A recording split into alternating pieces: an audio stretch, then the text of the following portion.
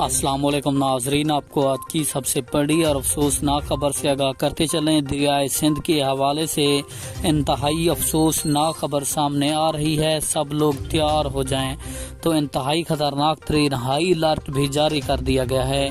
तो मैं आपको मुकम्मल तफसील के साथ आगाह करता हूं, लेकिन उससे पहले वीडियो को लाइक और चैनल को सब्सक्राइब लाजमी कर दें, ताकि आपको हमारी नई वीडियो का नोटिफिकेशन सबसे पहले और बआसानी मिलता रहे।